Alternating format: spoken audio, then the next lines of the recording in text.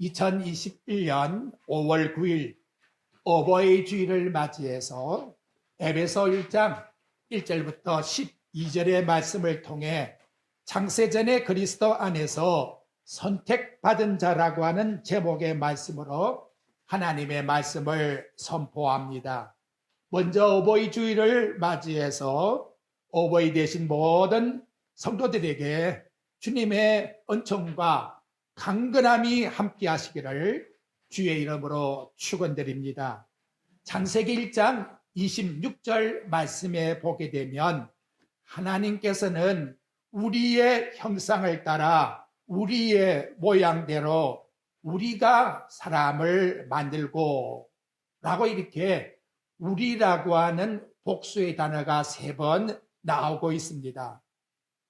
나와 여러분의 이 인간이 되었다고 하는 창조는 곧 우리라고 하는 삼위일체 하나님의 결정에 의해서 이루어졌다 하는 걸 우리에게 깨닫게 해주고 있습니다.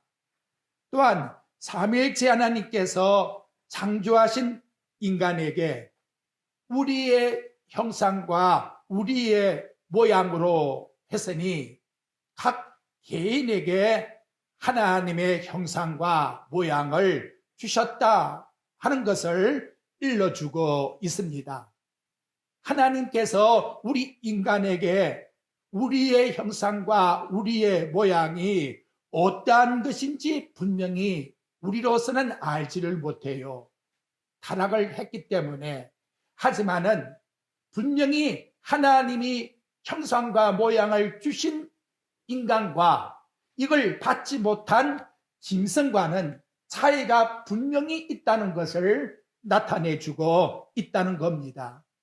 그렇다면 여러분, 우리 인간이라는 것과 짐승의 차이점이 뭘까요? 공통점으로 말한다면 인간이나 짐승은 본능이라고 하는 욕구심을 다 가지고 있습니다. 땅의 것을 추구하고 누가 말을 해주지 않아도 배가 고프게 되면 자연히 음식을 먹으려고 하고 목이 마르게 되면 물이 어디 있는가 찾게 되는 것이 인간의 본능이란 것이지요. 그래서 마귀는 하나님의 아들에게 인간의 욕구심을 인간이기 때문에 너무나 잘 알고 있기 때문에 이걸 가지고 들어와서 40일 동안 금식하신 예수님께 시험을 했다 하는 걸 우리에게 알게 해줍니다. 네가 만일 하나님의 아들이거든 이 돌들로 떡이 되게 하라. 육체를 가진 인간이라면 누구를 막론하고 먹는 것은 최급선적인 그런 문제요. 누가 뭐라 그래도 그것은 다 당연한 공통점이라는 것을 알 수가 있지요. 왜 그렇습니까? 인간이 먹지 않게 되면 생명이 죽으니까. 그러니까 이건 다 같은 공통점이라는 거예요. 심리학적인 의미로 잠깐 말씀을 드리면 배가 극도로 고프게 되면 눈에 보이는 돌도 무엇으로 보일까요? 떡으로 보인다는 것이지요. 그것이 뭐냐? 우리 인간이 가지고 있는 본능의 마음의 상태라는 것을 알게 해주고 있습니다. 근데 성경은 이렇게 육체의 욕구만을 가지고 살아가는 그런 본능적인 사람을 가리켜서 지난 주일날 여러분에게 드린 말씀같이 이는 곧 육의 사람이라고 말씀하고 있습니다. 곧 하나님의 성령이 마음에 안 계시는 자라라고 여러분들에게 유다서에서 설명을 해드렸습니다. 만일 하나님께 선택을 받은 하나님의 영이 내 마음을 주관하고 있다 같으면 내주하신 하나님의 성령께서 현재 보이는 이 충족의 욕구, 이거 먹지 아니하면 죽는다는 걸 알면서라도 그걸 이기고 영의 것을 먼저 앞세우는 그런 능력을 우리 하나님께서 나타내 주신다는 것이지요. 바로 그런 능력의 소유를 가진 자를 하나님은 바로 하나님의 모양과 형상으로 지음받은 자들의 육의 사람과의 다른 차이점의 모습이다 라고 하는 것을 저는 여러분들에게 설명을 해드릴 수가 있겠습니다. 이 땅에 오신 그리스도 예수님은 참 하늘의 모양과 형상을 가지고 오신 분이시지요. 그래서 아버지 하나님 앞에 참 인간이 어떻게 하나님을 공경할 것인가 라고 하는 참 표상으로 이 땅에 그리스도의 삶을 우리들에게 보여주셨다는 거예요. 그래서 예수님께 너 돌이 떡이 되게 하라. 얼마나 현재의 상황이 어렵고 힘드니 먹어야 살 수 있지 않겠느냐 라고 했을 때에 하나님의 형상과 모양을 가진 참 하나님의 아들 예수 그리스도는 마귀에게 이렇게 일침을 놓았다는 거지요. 어떻게? 곧 사람이 떡으로만 사는 것이 아니요 하나님 입에서 나오는 말씀으로 사느니라. 아멘. 바로 이러한 놀라운 영적인 능력이 먹지 아니하면 죽는다는 상황 속에 모든 걸 알면서라도 그걸 이겨낼 수 있는 하나님의 놀라운 말씀이 입에서 나왔다는 거지요. 이런 상태를 가리켜서 히브리서에서는 뭐라고 하느냐? 우리 한 단어로 말씀하는데요. 한번 따라해 봅시다. 믿음. 좀 더 한번 크게 봅시다. 믿음. 믿음이라고 한다는 거예요. 그러니까 여러분, 이 믿음이라고 하는 모습은 히브리서 11장 6절에 보게 되면 믿음이 없다 그러면 부모를 아무리 잘 공경해도 의미가 없어요. 믿음이 없으면. 그러니까 믿음이 있어야 하나님을 기쁘시게 드리는 자고, 믿음이 있다는 말은 하나님의 모양과 형상을 가지고 있는 사람이라고 우리는 생각할 수가 있고, 믿음을 가지고 있다 그렇다면 그 믿음을 가진 사람은 곧 하나님의 계신 것과 그를 찾는 자에게 상 주는 것을 굳게 믿고 앞으로 나아가게 된다라고 우리에게 나타내주고 있다는 거예요. 그래서 여러분, 하나님이 우리 인간에게 주신 하나님의 신성의 영역권이 있어요. 그건 뭐냐? 은혜라고 하는 말과 믿음이라는 말과 구원이라고 하는 이 세 단어는 누구도 침범할 수가 없는 하나님이 당신의 택한 백성들에게 주시는 오직 하나님의 영역에 있는 신성 불가침의 영역 속에 있다는 것을 생각하셔야 합니다. 하나님의 은혜도 오직 하나님께만 있는 것이고 우리 인간에게 주는 것, 그리고 하나님께서 우리에게 주신 구원도 당연히 하나님만 우리에게 주시는 것, 우리가 믿음으로 구원받는 그 믿음의 그릇도 하나님이 주지 아니하면 절대로 가질 수가 없어요. 그래서 오직 하나님만이 우리에게 주시는 선물이다 라고 이렇게 우리에게 말씀하고 있습니다. 근데 그 영역 주권을 누가 깨트리려고 하느냐? 하와에게 마귀가 와서 뱀이 하는 말이 뭐라고 말합니까? 선악과를 따먹게 되면 누구와 같이 된다? 하나님과 같이 된다고 하는 하나님의 영역 주권을 깨트리려고 마귀는 여기서 노리고 있었다는 것이지요. 지금도 여러분, 사탄은 수많은 논리를 가지고 기이한 형상을 가지고 하나님이 이루시는 구원의 진리의 말씀을 왜곡해서 우리 성도들에게 미혹하고 있는 거예요. 그래서 방언을 해야 구원의 증거이다. 예언은 하는 자가 신령한 자이다. 기적을 행해야 특별한 하나님 앞에 은혜 받은 인물이다. 이상한 꿈을 꾸고 말해야 그 사람이 진짜로 신령한 그 사람이 오묘한 사람이다. 이렇게 해서 그걸 띄워서 교회를 부흥시키겠다고 말하고 있는데 이거는 전부 다 가짜예요. 하나님의 구원 영역을 절대로 침범할 수가 없는 거예요. 그걸 침범하겠다는 것은 그 사탄이가 하와에게 노렸던 그 마귀의 술과 똑같은 의미를 말하는 거예요. 이 시간도 여러분 생각해요. 내가 하나님께 은혜 받은 사람이다. 예수 믿고 구원받은 사람이다. 하나님의 은혜 속에서 내가 살고 있다. 이것은 다 하나님의 주권 영역 속에서 하나님만 행하시는 일이요. 하나님께서 우리에게 그냥 주신 선물이라는 것을 생각하면 무엇이 나와요? 감사함이 나올 수밖에 없다는 것을 우리는 알 수 있다는 것이지요. 자, 그렇다 할 것 같으면 하나님이 주신 그 은혜와 그리고 그 믿음과 구원이라는 것은 하나님이 주신 선물과 그 하나님의 그 모양과 형상이라고 하는 뜻과 떨어질 수가 없는 불과 분리의 무언가가 영적으로 의미가 같이 동일하게 나타나고 있다는 거지요. 그렇지 않습니까?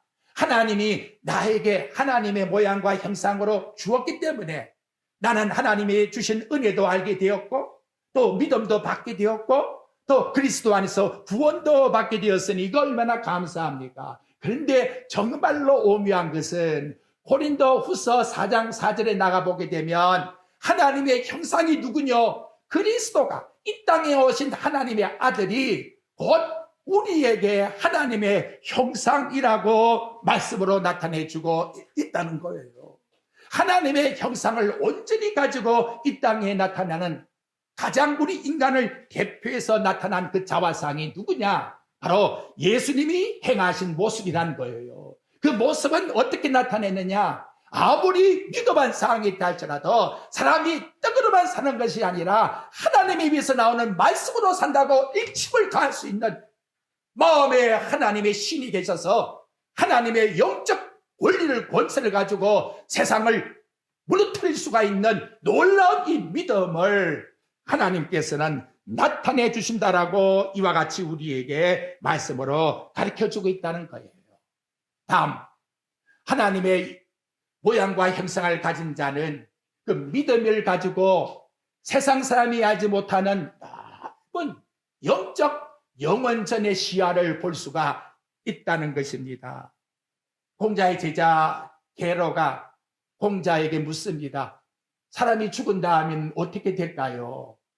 이보게 사람이 살아있는 것도 알지 못하는데 죽은 다음의 일을 어떻게 알겠냐? 라고 말했지만 성경은 그렇지 않습니다. 우리 하나님은 영원전에 신비하고 오묘한 것을 우리들에게 보여주고 나타내주기 위해서 에베소서라고 하는 성경 말씀을 기록했는데 이 에베소에 기록된 장소는 로마 감옥에서 기록하고 있는 거예요.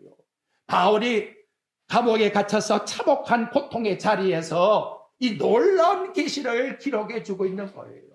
저는 이 말씀을 전하면서 부끄러워요. 예수님 때문에 매 한 대 맞아보지도 않았는데 배고픔을 당해보지도 않았는데 철장에 갇혀보지도 않았는데 이분은 철장에 갇혀서 깊은 감옥 속에서 놀라운 하늘나라의 영원전의 시야를 믿음을 통해서 바라보고 기록해서 오늘 우리들에게 나타내주고 있다는 거예요. 이처럼 여러분이 가지고 있는 믿음은 너무나 놀라운 거예요. 영원전의 사건을 올라가서 바라볼 수 있다는 것이 믿음의 시야입니다. 이 세상에 어떤 것이 볼 수가 있겠습니까? 하지만 하나님이 우리에게 주신 이 믿음이라는 것은 이렇게 놀라운 것입니다. 이걸 여러분 안 믿는 사람이 만약 듣고 있다 그러면 제 말을 어떻게 생각하겠습니까? 죄송합니다만은 저 정신 나간 사람이네. 이렇게 빈정하지 않겠어요? 아니 이 세상 것도 다 모르고 있는데 무슨 영원전의 일이 뭐다? 말도 안 되는 소리를 하고 있네. 이렇게 여러분 얼마든지 말할 수 있는 거예요. 그래서 육의 사람은 전혀 알 수가 없는 거예요. 이 시간도 죄송합니다만은 그런 것 목사님 나하고 관심이 없어요. 나는 세상에서 잘 먹고 잘 살고 세상에서 행복함이 최고인데요. 만약 그런 마음으로 차 있다면 이 하나님의 말씀의 신비함은 절대로 내 마음에 들어올 수가 없고 영의 사람이 아니라는 거예요.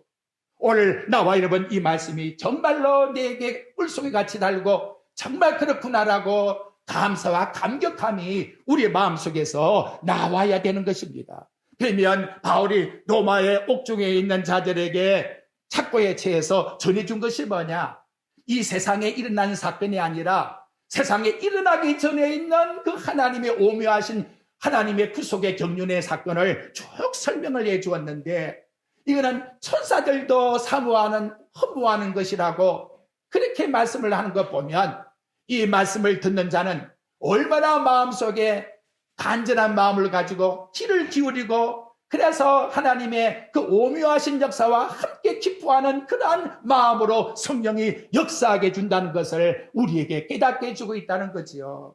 이걸 전하는 것이 바로 복음이요. 사도의 사명이요, 바로 설교자의 사명이라는 것을 우리에게 나타내 줍니다. 이 오묘한 하늘의 비밀의 신비를 에베소 3장 10절에 보면 교회를 통해서 나타내라고 하나님이 지금 이 교회를 주신 거예요. 세상에서 잘 먹고 잘 살고 어떠면 행복할까? 그걸 전해주려고 우리 교회를 세운 것이 아니라 하나님이 우리 죽었던 허물과 죄로 하나님 앞에 갈 수 없는 죄인들을 어떻게 구원시키는가라고 하는 창세전에 하나님이 예비해 두으신 그 놀라운 구원의 경륜을 세상의 교회를 통해서 알려주라고, 신령한 사람들에게 깨닫게 해주라고, 모든 하나님의 자녀들이 함께 기뻐하도록 해주라고 이 말씀을 오늘 우리들에게 전해주고 있다는 것을 우리는 말씀을 통해서 꼭 마음속에 생각하셔야 합니다. 본론의 에베소 1장 1절 말씀을 보십시오. 거기 그렇게 나오잖아요. 하나님의 뜻으로 말미암아 그리스도 예수의 사도된 바울은 누구의 뜻이라고요? 바울이 사도가 된 것은 누구의 뜻이다? 하나님의 뜻이다. 하나님의 뜻만을 전하기 위해서 하나님이 나를 사도로 세우셨다. 우리가 하나님의 자녀가 된 것은 누구의 뜻이다? 사람의 뜻이 아니에요. 사람의 생각이 아니에요. 누구의 뜻이다? 삼일체 하나님께서 1장 5절에 보게 되면 기뻐하시는, 그 뜻을 기뻐하시는 기쁨 속에서 나와 여러분에게 이 세상에 존재하게 성도로 삼아주셨다. 할렐루야. 얼마나 여러분 감사합니까?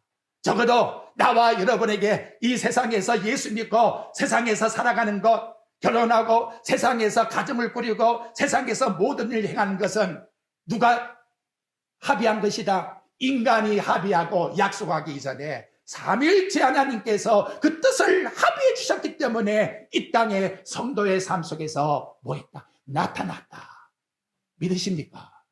오늘 이것이 얼마나 우리에게 행복합니까? 아울러 두 번째 말씀은, 바울은 그렇게 말씀한 다음에 바로 나온 것이 뭐냐? 1장 3절에 보십시오. 뭐 하자고요? 찬송을 드리자. 찬송을 드리자. 내용도 가르쳐 주지도 않고 먼저 찬송을 부르자고, 죄송합니다, 난리를 치고 있는 거예요. 난리를. 어디서? 로마 감옥에 갇혀가지고, 착고에 갇혀가지고 마음대로 움직일 수 없는 그런 고통과 아픔의 장소 속에서 바울은 먼저 찬송을 부르자고 밖에 있는 성도들에게 이와 같이 제안을 하고 있다는 걸 우리에게 일러주고 있다는 것이지요. 바울은 어떻게 이러한 제안을 할 수가 있었을까요? 핵심은 이제부터 당신의 자녀가 무슨 복을 받았는지는 바울은 이미 알기 때문에 찬송부터 나왔다는 거지요. 여러분, 문장을 이렇게 보게 되면 문장의 내용이 맨 앞에 단어가 끄집어낸 것은 그것을 강조하기 위해서 그런 거예요. 어쨌든 나와 여러분 일주일간, 아니 지금까지 살아온 삶, 머리가 복잡하고 고통스럽고 뭐 별일이 다 있다 할지라도 그거 다 일시에 접어두고 우리 다 같이 뭐 하자? 하나님께 뭐 부르자? 찬송을 부르자. 찬송을 부르자. 8.15 해방되었을 때에 우리 한국 사람들이 누가 뭐라고 시키지 않아도 나가서 만세를 부른 것처럼 우리 성도들도 하나님 앞에서 이 시간 찬송을 불러야 돼요. 찬송을. 오늘 본문 말씀을 이제 3절 말씀 내용인데요. 그 말씀을 여러분 이제 앞으로 말해서 그러는데 거꾸로 말씀을 드리면 그래요. 보십시오. 그리스도 안에서 하늘에 속한 모든 신령한 복을 우리에게 주시되 하나님 곧 우리 주 예수 그리스도 아버지께서 주셨다. 그래서 우리는 뭐하자? 찬송하자. 그런데 뭐가 먼저 나왔어요? 바울도 성격이 급한 마음. 그죠? 찬송부터 불러놓고 그래서 찬송하리로다. 근데 참 도저히 저는 생각할 수가 없더라고요. 왜 그랬느냐? 지금 앞으로 인간이 에덴 동산에서 죄를 범하잖아요. 죄를. 그렇잖아요. 죄를 범한 인간 아닙니까? 그리고 허물투성이 인간인데 그럼에도 불구하고 바울이 찬송을 부르자는 것은 제가 생각을 해봤어요. 이걸 어떻게 풀이를 해야 이걸 이해를 할 수 있을까? 그러다가 하나님이 지혜를 주었어요. 여러분, 불길 속에 암탉이 죽어 있었어요. 그런데 거기에 들어가서 사람이 툭 암탉을 치니까 그 속에서 뭐가 나왔다? 산병아리가 나왔다는 거예요. 아, 이것이구나. 죽을 것을 알면서도 하나님 아들이 대신 죽으면서 당신의 아들만큼은 절대로 나를 통해서 죽지 않는다는 것을 이미 창세전에 하나님께서 섭리의 계획 속에서 다 하나님의 예정을 해두었기 때문에 우리는 범죄할 죄인이랄지라도 뭐 할 뿐이다? 찬송할 뿐이라는 것을 우리에게 나타내주고 있다는 거예요. 그걸 여러분 뒤바꿔 놓고 생각하면 절대로 여러분 우리 통한 영광을 하나님 빼앗기지 않았습니다. 오늘도 이러쿵저러쿵하고 하나님 앞에 찬송을 드리지 못하고 있다면 이거 얼마나 안타깝습니까? 하나님은 우리가 죄인 될 것도 알았고 범죄할 것도 알았고 다 알았음에도 불구하고 그리스도 안에서 내가 죽지 않느냐, 암탉이 죽는 것처럼 나는 죽는다 할지라도 그 속에 너희들은 반드시 내가 끝까지 보장해 주마, 보살펴 주마. 그런 의미에서 본문 말씀은 그리스도 안에서라고 하는 하늘의 신령한 복. 근데 그 신령한 복도 무슨 복이라고 말씀했지요? 오늘 여기 말씀의 내용을 보니까 모든 신령한 복을 이걸 직역하게 되면 하나님이 더 이상 줄 복이 없다는 거예요. 하나님이 가지고 있는 모든 복은 이미 우리가 세상에 태어나기 전에 하나님이 계획하신 구원의 예정 속에 다 하나님께서 계획하고 있었다라고 이렇게 오늘 우리에게 말씀으로 나타내주고 계신다는 겁니다. 그래서 이사야 43장 21절 말씀에 보면 이 백성은 그랬어요. 내가 택한 백성은, 내가 택한 안양교회 교원들은 나를 위해서 지었나니 우리가 이 세상 살기 위해서 지원받은 것이 아니고 하나님을 위해서 지으심을 받은 자라는 거예요. 뭘 위해서? 찬송을 부르게 하기 위하여 지으심을 받았다는 거예요. 그렇다면 여러분, 우리가 할 일은 하나님께 찬송 드릴 뿐이에요. 하나님이 주신 은혜와 믿음과 구원이라고 하는 그 영역 속에서 값없이 우리는 선물을 받았기 때문에 우리 모든 생활은 좋을 때만 찬송할까? 어려움이 생기고 고통스러운 일이 생기고 내 머리에 이지해서 도저히 이해할 수 없는, 마치 하나님의 사건으로 보면 인간이 타락할 것인데 타락할 인간이 어떻게 찬송을 부르느냐, 그와 같이 내가 정말로 생각해봐도 이거는 안 될 일인데 그런 상황이 있다 할지라도 나와 여러분은 하나님 앞에 뭐 할 뿐이다? 따라합시다. 찬송 드릴 뿐이다. 그렇게 이해하십니까? 이게 믿음이에요. 믿음이에요. 그래서 여러분, 하나님이 주시는 이 모든 은혜의 사건들을 깨닫게 해주는 것이 뭐냐? 그것이 곧 나와 여러분들에게 구원받은 증거이고, 구원받은 증거를 하나님이 나와 여러분들에게 은혜를 주었기 때문에 깨닫게 된다는 거지요. 얼마나 감사합니까? 그래서 시편 66장 6절의 말씀에 보면 온 땅에 주께 경배드리는 모든 하나님의 백성들이 주의 이름으로 찬송을 드릴지니라. 이게 여러분 합당한 거예요. 우리 하나님 믿는 모든 사람들은 하나님께 드리는 것이 뭐냐? 찬송이에요. 경배란 말이에요. 높여드리는 거예요. 누굴 통해서? 주 예수 그리스도의 이름을 통해서 하나님 아버지 앞에 드리는 영광과 찬양이라고. 사도행전 16장 25절에 보면 사도 바울이 착포에 처해 있습니다. 그리고 수많은 매를 맞았다고 사도행전 16장 23절에 말해요. 환경적으로 보면 참으로 비참한 절체절명의 상황입니다. 그럼에도 불구하고 밤중에 찬양할 때에 옥문이 흔들리고 쇠사슬이 부러졌어요.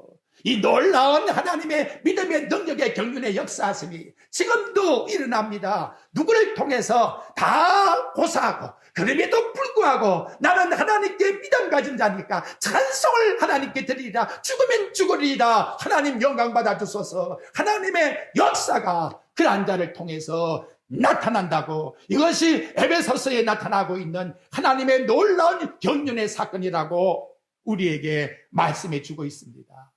그런데 여기 1장 4절 말씀의 내용에 보십시오. 2절 말씀의 내용에 보십시오. 거기에 보니까 이런 자를 하나님께서 말씀을 합니다. 1절 하반절, 그리스도 예수 안에 있는 신실한 자들에게 편지하노니. 저는 이걸 생각할 때에 인간 편에서 생각했는데 오늘 저는 하나님 편에서 말씀을 드리려고 해요. 하나님의 약속은 신실하다는 거예요.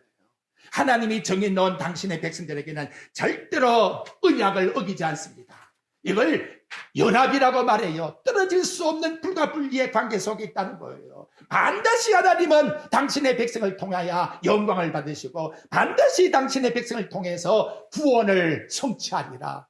바로 그런 신실한 약속을 받은 자들에게 하나님의 은혜와 평강이 있을 것이라고 복을 내리고 있다는 것입니다. 다시 여러분 여기 복의 범위를 보십시오. 우리는 인간의 복을 생각하지만 3절 말씀을 다시 봅니다. 찬송하리로다 하나님 곧 우리 주, 우리 모든 자들의 주인 되시는 인간의 이름 예수, 하나님 누구예요? 그리스도 아버지께서 누구 안에서? 그리스도 안에서 하늘에 속한 모든 신령한 복을 주었다고 말씀하고 있지 않습니까? 사랑하는 성도 여러분, 그리스도를 떠나서는 복을 받을 수가 없어요. 그러니까 여러분, 그리스도 안에서의 삶이라는 것은 너무나 행복한 거예요.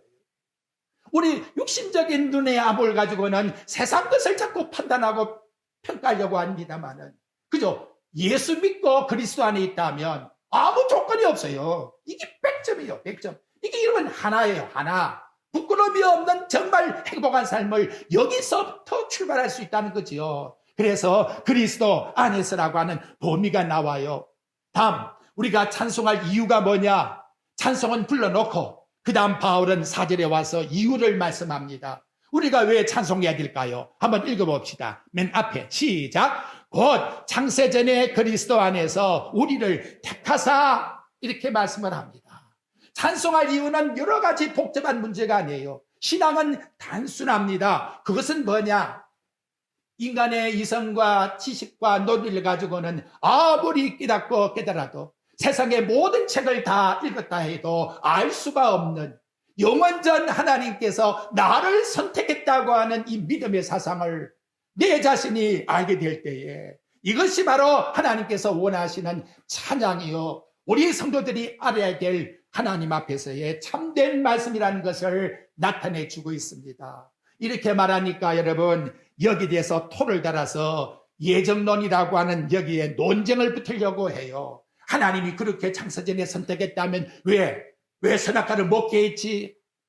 별 논리를 다 갖다 붙입니다만은 저는 거기에 참견하고 싶지 않아요. 제가 알고 있는 것은 그저 성경 말씀이 일러주는 대로 하나님이 내게 요구하시는 그 은혜에 따라 우리 하나님 앞에 찬송을 드림으로 나는 100점 받을 뿐이에요. 다른 건 아무 조건 이유 달 이유가 없어요. 문제는 뭐냐? 조건과 이유를 달게 되면 십자가를 갖다가 부끄럽게 여기는 사람은 반드시 거기에 심판이 오리라. 하나님이 일러준 이 진리의 십자가의 돌을 갖다가 토를 달고 비판을 건다면 영의 사람이 아니라는 거예요. 영의 사람은 하나님의 영이 내 마음에 와 계시기 때문에 하나님 주신 것을 은혜로 받는 거예요. 은혜로. 왜? 나는 깨닫지 못할 수준인데 이걸 깨닫게 해주니까 이게 정말 은혜라는 것이지요. 목사님 드린 말씀 가운데 성경 말씀이 아니면 토를 달지만 성경 말씀이 그렇다면 무조건 무조건 순종이에요. 이것이 하나님의 사람으로서 함께 찬송을 부르는 우리 마음속에 가지고 있는 은혜와 평강을 가진 자들의 삶이라는 것을 나타내주고 있다는 것이지요. 그렇다면 여러분, 두 가지에 왜 하나님이 이런 예정과 선택의 교리를 주었을까 하는 이유가 나옵니다. 하나는 하나님이 전적 모든 것 하나님의 주권 속에 있기 때문에 그렇다는 거예요. 우리 인간의 어떤 행위나 행동이나 인간의 것을 가지고 나와서 하나님의 구원 속에 넣겠다 하면 그 자체가 사탄의 공약. 오늘 여러분 1장 11절 말씀을 한번 보십시오. 제가 제일 좋아하는 말씀이라지요. 한번 여러분 읽어봐요. 얼마나 좋은 말씀인가. 시작. 모든 일을 그의 뜻에 결정대로 일하시는 이의 계획을 따라 우리가 예정을 입어 그 안에서 기업이 되었으니 모든 일, 흥방선세, 세상의 모든 것 다, 전부 다 누구? 그의 뜻에 결정에 따라 그의 뜻이 뭐예요? 삼일째 하나님께서 세상을 만들기 전에 하나님이 합의하신 깊으신 뜻 속에서 나오고 있다는 거예요. 또 죄송한 말씀을 드려야 되겠어요. 내게 고통과 아픔도 하나님이 나에게 깊으신 뜻이라고 이렇게 해석을 해줘요. 이거 이해가 안 가잖아요. 근데 고린도후서 11장에 나가보게 되면 눈에 가시가 들어와도 이거 족한 줄 알아야 하나님 네게 준 은혜야. 바울에게 그와 같이 말씀하고 있다는 거지요. 이 모든 세상에 일어난 일을 가지고 내가 불평하고 원망하고 흥분할 이유는 하나도 없다. 왜? 삼일째 하나님께서 정해놓은 그것이 우리를 좋게 해주기 위해서 이 땅에 일어난 사건이다. 그래서 나와 여러분을 예정해 두었다고 말씀하니 우리는 그대로 뭐 할 뿐이다. 아멘. 이렇게 말할 뿐이라는 거지요. 그리고 나서 뭐가 되었어요? 그 안에서 희업, 하늘나라의 천국에 들어갈 수 있는 그런 특권, 하늘나라의 특권을 받게 되었다고 말합니다. 여러분, 우리 신약 성경만 그럴까요? 절대 그렇게 생각하면 안 돼요. 창세전에 우리를 선택하사 하는 이 창세전은 구약 성경 훨씬 위에 있는 거예요. 그러니까 구약에 있는 모든 성도나 신약의 성도나 다 같이 창세전에 함께 선택을 받은 거예요. 아브라함은 여러분 어떻게 했을까요? 똑같은 구원을 받은 겁니다. 여러분 히브리서 11장 8절 말씀을 한번 가보십시오. 제가 이따금씩 여러분에게 말씀드리는데 이거 한번 봐야 돼요. 얼마나 단순하게 천국 들어가고 있는가. 저는 이거 볼 때마다 참 하나님께 감사하고 신바람이 나요. 우리 하나님께서 어떻게 해주시는가 봐요. 히브리서 11장 8절 365 믿음으로 아브라함은 부르심을 받을 때에 순종하여 장래의 유업에 받을 땅에 나아갈세 갈 바를 알지 못하고 나갔다. 가라고 하니까 예, 그리고 순종하고 나갔다. 믿음으로 그가 이방의 땅에 있는 그같이 약속의 땅에 거류하여 동일한 약속을 유업으로 함께 받은 이삭 및 야곱과 더불어 장막에 지냈으니 아들과 손자가 같이 한 장막에 지냈다는 거예요. 그러면서 그 가진 생활의 삶이 뭐냐? 10절 봐요. 이거예요. 이거. 이는 그가 하나님이 계획하시고 지으실 터가 있는 성, 천국을 바라봄이라. 어디에 나와 여러분이 거류하고 살고 있든지 그 속에서 천국이 있다는 사실을 그 가정에서 할아버지와 아들과 손자가 둘러앉아서 천국을 사모하면서 살았는데 우리 하나님은 이런 성도의 모습을 신약이 아니에요. 구약의 이 성도를 하나님께서 어떻게 보았느냐. 그 옆에 여러분 16절 한번 보십시오. 하나님은 이렇게 이들에게 복을 주었다고 말합니다. 한번 읽어봅시다. 시작. 그들이 이제는 더 나은 본향을 사모하니 곧 하늘에 있는 것이라.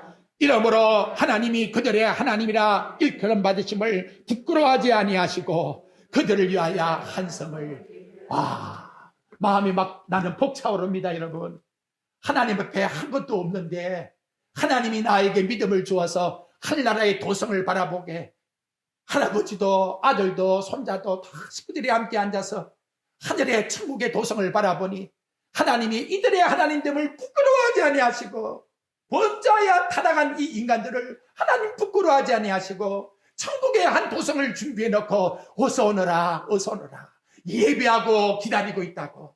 이것이 바로 하나님께서 이루시는 구원이라고 우리에게 성경은 본문을 통해서 나타내주고 있다는 것입니다. 그런데 이런 증거를 신약에서는 어떻게 주었느냐. 고린도후서 5장 5절 말씀을 보십시오. 하나님이 우리 신약 성도들에게는 더 확실한 증거를 하나 딱 갖다가 마음속에다가 심어 놓았어요. 그 증거가 뭔가를 고린도후서 5장에 있는 말씀을 한번 보십시오. 290페이지. 이거 지겹다. 아이고 이런 거 왜 봐. 이렇게 마음이 들어가면 영의 사람이 아니에요. 정말입니다. 5장 1절 봐요. 만일 땅에 있는 우리의 장막집이 무너지면 하나님께서 지으신 집 곧 손으로 지은 것이 아니요 하늘에 있는 영원한 집이 우리에게 있는 줄 아느니라. 참으로 우리가 여기서 탄식하는 것도 다 알고 계세요. 고통 속에서 아픔 있는 것도 다 알고 계세요. 그런데 한 가지 특징은 5절 보십시오. 그런 속에서도 나와 여러분은 천국이 분명히 너의 것이다라고 하는 증거로 우리에게 주신 것이 있다는 거지요. 읽어봅시다. 시작. 곧 이것을 우리에게 이루게 하시고 보증으로 성령을 우리에게 주신 이는 하나님이시니라. 뭘 주셨다고요? 보증으로 성령님을 우리에게 주셨다는, 얼마나 감사한 내용입니다. 다음 하나만 더, 선택에 하나님께서 붙이는 이유를 왜 이렇게 말씀할까요? 하나님이 택한 당신의 구원은 불완전한 것이 아니라 확실하다. 여러분, 마음 내키면 내 자식이고 마음 안 내키면 나가, 그래요? 그 부모 마음 아니지요. 그 나가라고만 하겠다면 부모도 그런 마음속에서 나가라는 게 절대 아니에요. 하나님은 영원 전부터 영원까지 신실하시다. 절대 불변, 이게 진리예요. 절대로 변하지 않는다. 변하지 않는다. 이사야 43장 21절에는 43장 1절에는 내가 너를 지명하여 불렀나니 너는 내 것이라. 하나님의 것인데 누가 손을 대겠습니까? 요한복음 10장 28절 말씀에는 내가 그들에게 영생을 주노니 영원히 멸망하지 아니할 터이요 그들을 내 손에서 빼앗을 자가 없느니라. 여러분을 하나님이 딱 선택해 놓았는데 누가 빼앗아 가겠나 그 말이에요. 그 속에 나와 여러분을 하나님의 주권 영역 속에서 누가, 삼일째 하나님이 어떻게 기쁘심으로 합의해서 나와 여러분을 세상에 살아가게 하고 있다는 것입니다. 믿으십니까 여러분? 그래서 나와 여러분 뭐 하지 말라? 염려하지 말라. 세상에서 염려하지 말라. 우리 어르신 부모님들 염려하지 마십시오. 제가 어버이날 설교를 하려고 하다가 이것이 더 위에 있는 거예요. 이것만 이해하게 되면 자연히 부모 공경하게 되고 자식 사랑하게 되는 거예요. 가정이 화평을 누리는 거예요. 하나님의 삼일째 하나님이 우리에게 이런 가정을 주었으니 나와 여러분 얼마나 감사하겠습니까? 바로 이러한 마음을 가지고 우리는 섬기는 것입니다. 그렇다면 오늘 말씀 결론을 지읍시다. 우리 마음의 기도의 소원이 무엇이 되어야 될까요? 에베소 1장에 와서 여러분 17절 한번 보십시오. 그리고는 바울이 기도합니다. 우리 이렇게 기도하자. 이것이 내 마음의 소원이다.